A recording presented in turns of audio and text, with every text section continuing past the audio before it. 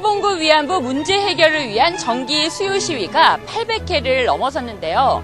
유엔 인권위도 최초로 일본 정부에 위안부 문제의 법적 책임을 인정하고 사죄할 것을 권고했다고 합니다. 그간 일본은 이 문제에 대해 이미 매듭지어진 문제라 하며 회피해 왔었는데요. 이제 그들의 과오를 인정하고 위안부 피해자들의 명예회복을 위해 직접 나서야 할 때인 것 같습니다. 그럼 지난 한 주 동북아 역사재단에서는 어떠한 일이 있었는지 함께 만나보시죠. 동북아 역사재단에서 영구총서 중국 학자들의 소수민족 역사서술을 출간했습니다. 재단은 중국의 고구려사 왜곡 문제에 대해 체계적으로 대응하기 위해 2007년 기획주제 공모과제를 지원해 왔는데요. 이 책이 그 결과물입니다. 중국의 민족사 연구는 중국 영토 내에 있는 모든 역사와 민족은 중국사이자 중국 민족이라는 점에 입각하고 있는데요. 본서는 중국 학자들의 민족사 서술에도 중화민족사 관점이 그대로 반영되어 있다고 지적하고 있습니다. 그리고 이러한 자국 중심주의적 역사인식은 역사서술을 둘러싼 갈등으로 이어져 이에 당사국 간에 불필요한 마찰을 빚을 수도 있다는 점에 주목하고 있죠. 이 책의 발간을 통해 중국의 소수민족사의 폭을 넓힐 수 있기를 기대해봅니다. 지난 10월 28일 제4기 직장인을 위한 역사 아카데미 수료식이 있었습니다. 직장인을 위한 역사 아카데미는 우리 역사에 대한 인식의 폭을 넓히기 위해 마련되었는데요. 9월 2일에 시작돼 총 8주간의 강의 일정으로 진행돼 왔죠. 이날 행사에서는 직장인 아카데미 수강생 140여 명에게 수료증이 수여됐습니다.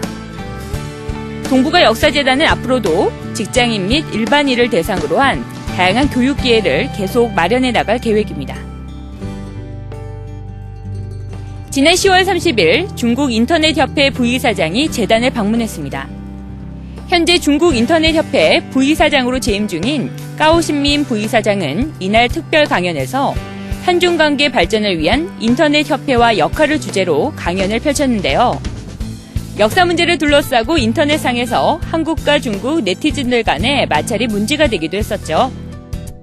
이번 강연은 보다 성숙된 한중관계 마련을 위한 방안을 생각해보는 뜻깊은 자리였습니다. 재단에서는 동해와 독도가 표기된 아랍어판 세계 지도를 한국에 있는 아랍권 공간에 발송했습니다. 재단에서 제작을 지원한 이 세계 지도를 통해 아랍권에도 동해와 독도 표기가 알려지는 계기가 될 것으로 기대됩니다. 재단과 코리아타임스가 공동 주최한 외국인 대상 독도 에세이 컨테스트 결과가 10월 31일 발표됐습니다.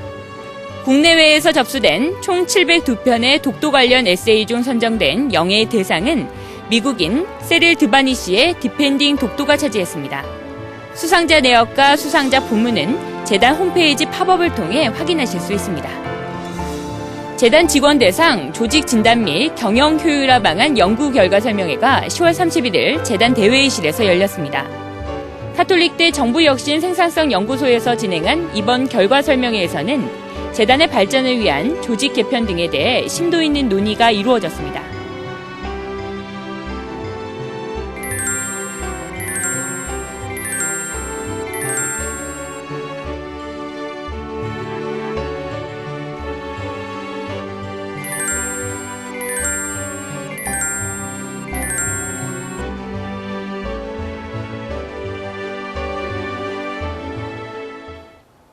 인터넷은 자유롭게 자신의 의견을 펼칠 수 있는 의미 있는 공간이지만 이것이 악용된다면 큰일이 아닐 수 없습니다.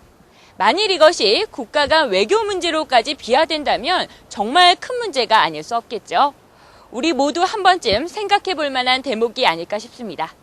지금까지 역사와 함께 숨쉬는 동북아 역사재단 주간 뉴스였습니다. 다음 주에 뵙겠습니다.